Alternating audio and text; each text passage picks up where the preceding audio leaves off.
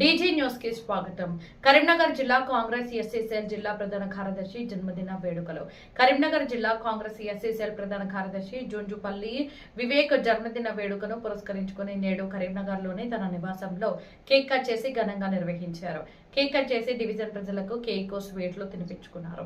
అనంతరం డివిజన్ ప్రజలు జుంజుపల్లి వివేక్ ను నిండు నూరేళ్లు సంతోషంగా ఉండాలని ఆశీర్వదించారు. ఇలాంటి పుట్టినరోజు వేడుకలు ఇంకా మరెన్నో జరుపుకోవాలని, నిండు నూరేళ్లు సుఖంగా సంతోషంగా ఉండాలని డివిజన్ ప్రజలు దేవుడిని వేడుకున్నారు.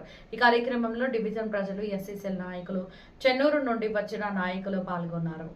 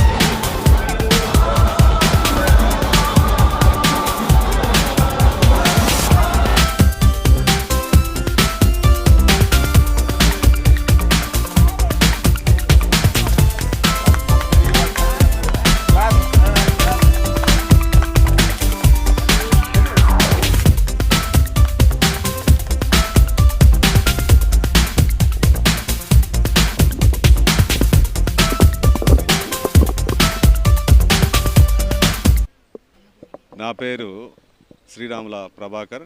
నేను చెన్నూరు కాన్స్టిట్యూన్సీ నుంచి వచ్చి రావడం జరిగింది. ఇతను మా మేనల్లుడు, మా చెల్లె కొడుకు.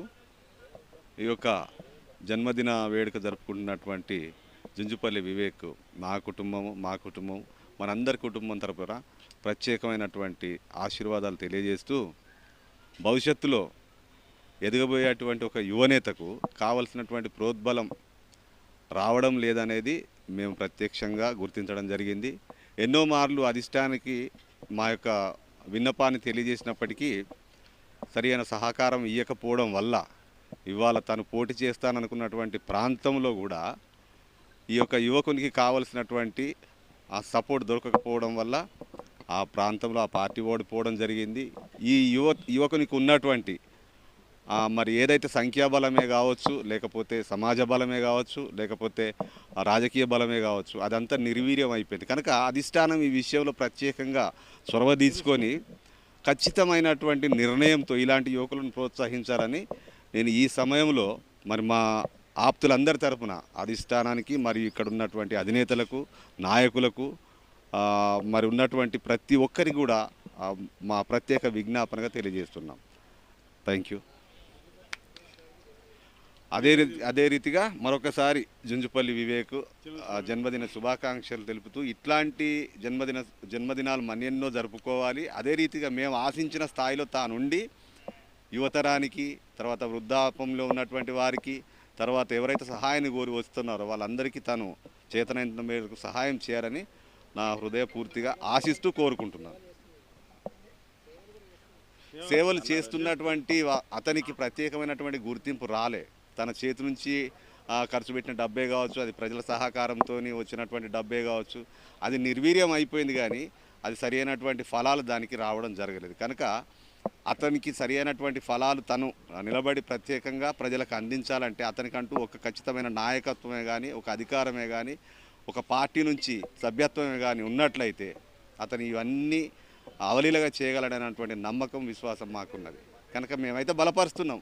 అధిష్టానం ఒకసారి అవకాశం ఇచ్చి చూస్తే దాన్ని బట్టి తన ప్రయత్నం ఏది అనేది తెలియజేయడానికి, లేకపోతే చెప్పుకోవడానికి, చూపించడానికి అతనికి ఒక గొప్ప అవకాశం అని మేము భావిస్తున్నాం.